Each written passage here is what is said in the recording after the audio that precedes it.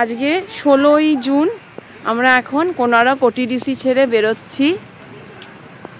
এই হচ্ছে কোনারক ওটিডিসির আমরা যেখানটা ছিলাম সেই জায়গাটা। এটা হচ্ছে প্রিমিয়াম যে কটেজ সেই অংশটা, আর তার পিছনে রয়েছে এক্সিকিউটিভ কটেজ, আর রয়েছে দুটো স্যুট রুম, যেই দুটো স্যুট রুমের ভাড়া 6000 টাকা। আর আমরা যেই রুমটায় ছিলাম সেটা এই 3600 না, প্রায় 4000, 3800 মতন উইথ জিএসটি, তার সাথে কমপ্লিমেন্টারি ব্রেকফাস্ট আর টি।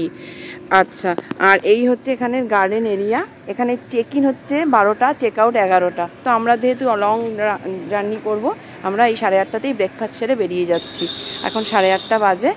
এমনিতে বেশ অনেকটা জায়গা নিয়েই ওই ওটিডিসিটা, কিন্তু এখানে সার্ভিস অত্যন্ত খারাপ। এমনি সব কিছুই আছে, ঘরের কন্ডিশন বা ঘরেতে সব কিছু ফেসিলিটি আছে, কিন্তু সার্ভিস কিন্তু অত্যন্ত পুয়ার। হ্যাঁ, এখানে স্টাফ খুব কম, যার জন্য এখানে সার্ভিস কিন্তু একদম ভালো না। তো যাই হোক, 1 নাইটের জন্য ঠিক আছে, কিন্তু 1 নাইটের বেশি মানে এখানে থাকা নট রেকমেন্ডেড। যাত্রী নিবাস থেকে বেরোলাম এবং আমরা এটা পিপলি রোড ধরে যাচ্ছি, কি আমরা ভুবনেশ্বরে উঠবো এবং তারপর আমরা ন্যাশনাল হাইওয়ে 316 ধরবো।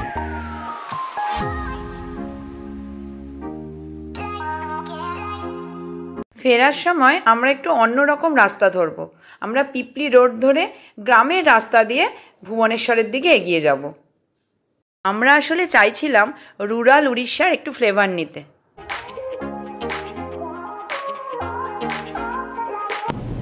ভুবনেশ্বর এখান থেকে 63 কিলোমিটার, মানে প্রায় পুরীরই প্যারালাল।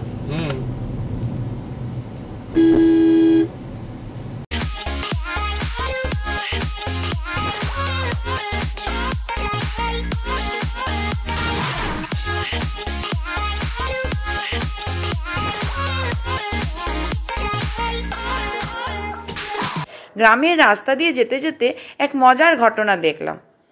আসলে এই সময় উড়িষ্যায় হয় রজ উৎসব, যেই সময় উড়িষ্যাবাসী নারী শক্তি বা প্রকৃতি মাকে আরাধনা করেন। তো এই সময় এখানকার যারা বিভিন্ন ছোট ছোট অল্প বয়সী মেয়েরা, এরা দড়ি ধরে দুধারের রাস্তায় দাঁড়িয়ে থাকে আর সবার কাছ থেকে সাহায্য চায়, যাতে এদের কিছু পিকনিক বা কোনো রকম মনোরঞ্জন করার খরচা ওঠে। এবং এটা কিন্তু ওরা একদম মজার জন্যই করে। তো আমাদেরও দেখে খুব ভালো লাগলো জিনিসটা। আমরা ওদেরকে আমাদের যতটা সামর্থ্য সাহায্য করলাম এবং আমরা এগিয়ে চললাম।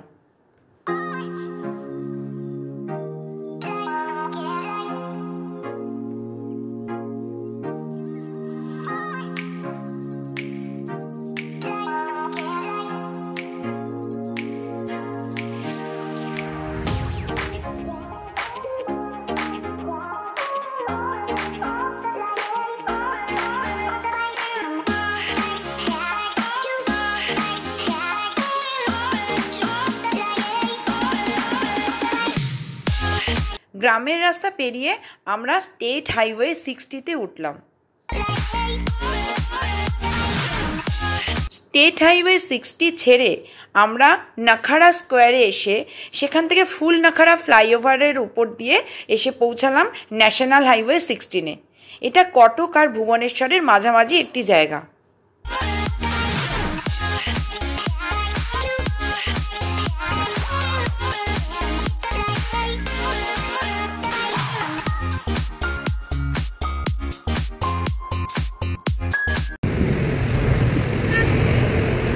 দিয়ে যাচ্ছি, ফিরছি আর কি ব্যাক করছি।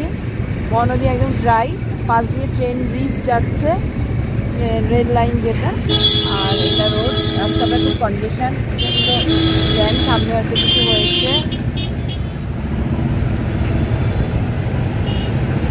এই হচ্ছে মহানদী।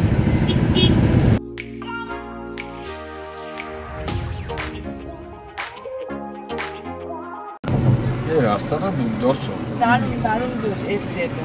দুদিকে ফুলের গাছ।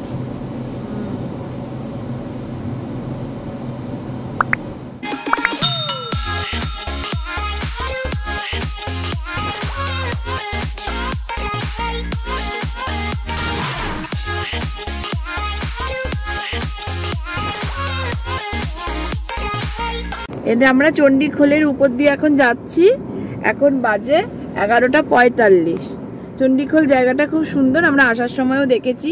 তো আমাদের ওই আসার ব্লগে যারা দেখোনি, তোমরা আসার ব্লগে যেটা আমাদের আছে পুরী আসার যে রোড ট্রিপের ব্লগ EP1, ওটা দেখবে, তাতে খুব সুন্দর চণ্ডীখোলটা দেখা গেছে।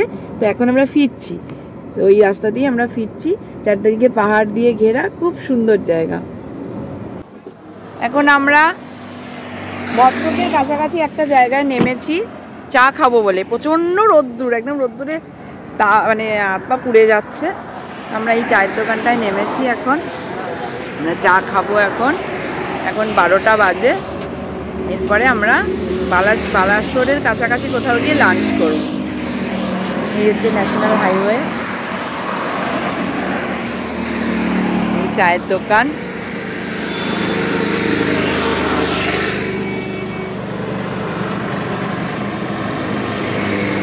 চা খাবে তো? হ্যাঁ চা খাবো। কি চা? লিকার চা খাবো, চিনি দিয়ে।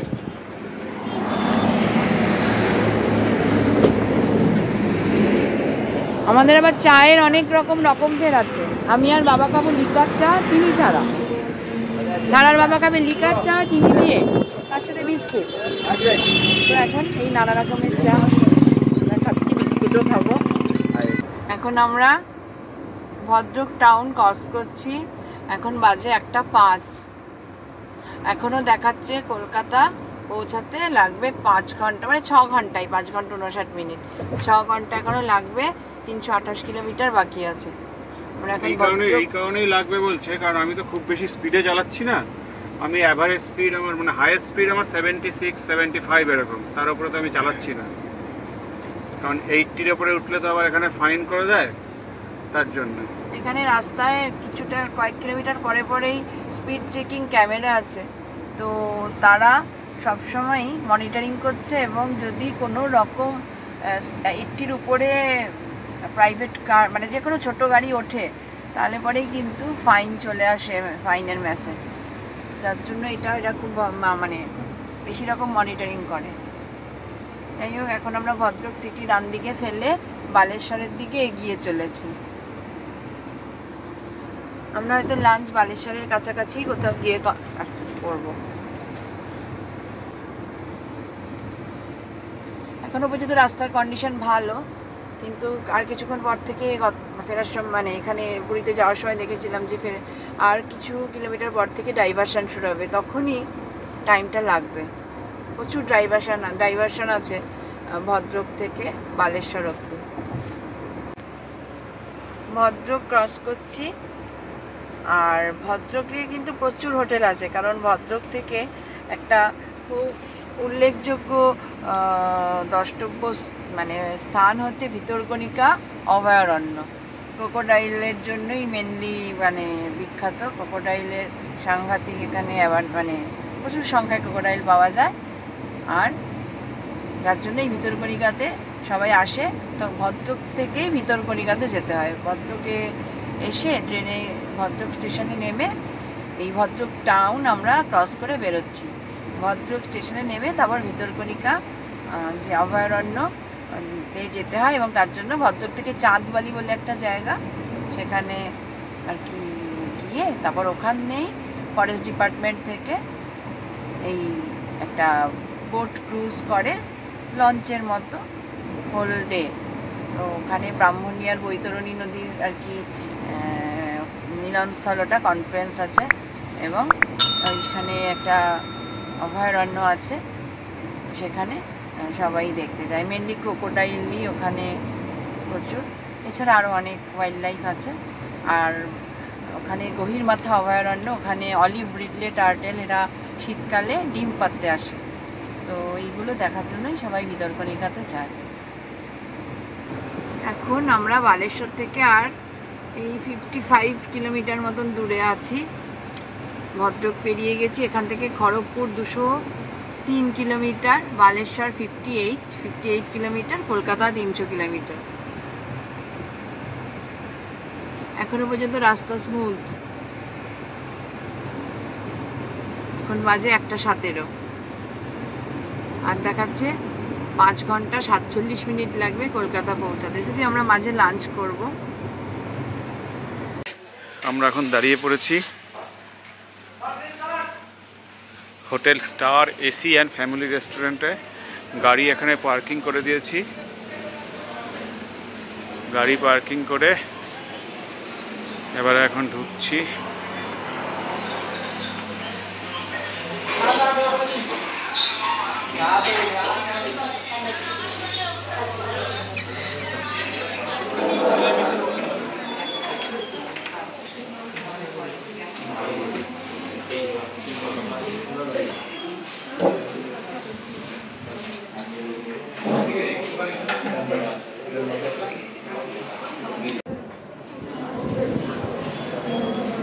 আমরা এখন বসে আছি বালেশ্বরের কাছাকাছি, প্রায় বালেশ্বরেই চলে এসেছি।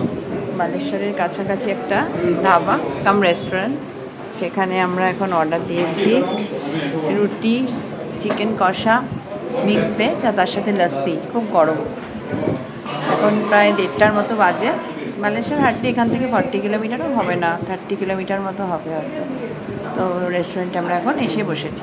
বাইরে সাংঘাতিক গরম। এটা এসি রেস্টুরেন্ট।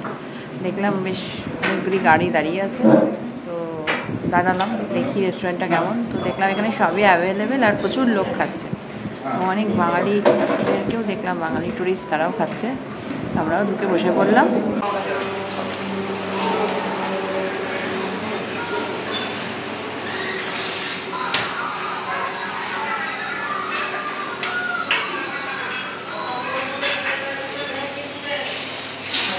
নন এসি, ওটা বসার জায়গা, ভেতরে আছে এসি জায়গা, এসি ডাইনিং রয়েছে। চিকেন খাবেন না? চিকেন কারি, চিকেন কষা, মিক্স ভেজ। খাবারের কিরকম টেস্ট সেটা খেয়ে বলো।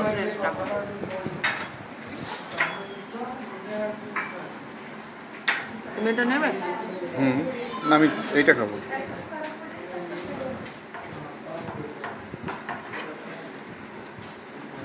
মানে অত ধৈর্য নেই। বাপরে,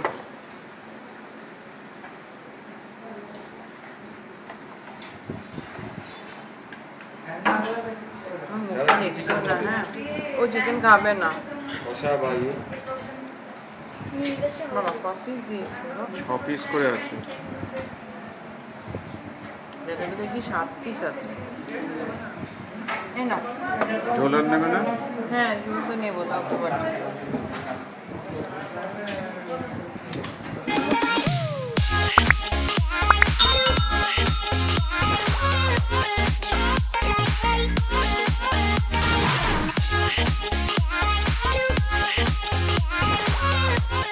আমরা এখন বালেশ্বরের প্রায় কাছাকাছি চলে এসেছি। বালেশ্বরের থেকে একটু আগে স্টার হোটেল বলে একটা হোটেল অ্যান্ড রেস্টুরেন্ট, সেখানে আমরা লাঞ্চ সারলাম। খুব ভালো লাঞ্চ করলাম। আমাদের মানে খুব ওখানে ভালোই লেগেছে। ওখানে প্রচুর লোকে লাঞ্চ করছেও, অনেক বাঙালি টুরিস্টরাও সেখানে যাচ্ছে। তো আমরা আর পাশ দিয়ে এখন দেখছি এই পঞ্চলিঙ্গেশ্বরের যে পাহাড়, সেই পাহাড়টা দেখা যাচ্ছে। এই যে এখান থেকে বালেশ্বর আর 35 কিলোমিটার। এই যে পঞ্চলিঙ্গেশ্বর পাহাড়ের রেঞ্জ দেখা যাচ্ছে। এরপরেই আর সিনিক বিউটি আর থাকবে না বালেশ্বর অবধি। তারপরে তো নর্মাল রাস্তাঘাট সেরকম। এই তোমাদের একটু দেখিয়ে দিলাম। এই পা দিকটায় বাড়িঘর আছে যেমন, সেরকম দূরে দেখা যাচ্ছে পঞ্চলিঙ্গেশ্বরের যে নীলগিরি রেঞ্জ।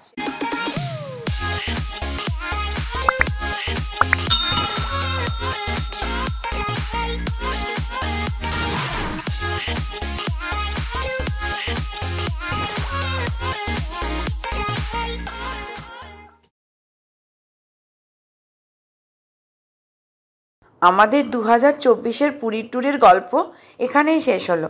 খুব তাড়াতাড়ি আমরা আবার ফিরে আসছি নেক্সট ডেস্টিনেশনের গল্প নিয়ে। আমাদের সঙ্গে তোমরা থেকো, আমাদের চ্যানেলটা লাইক করো, শেয়ার করো এবং সাবস্ক্রাইব করতে একদম ভুলো না।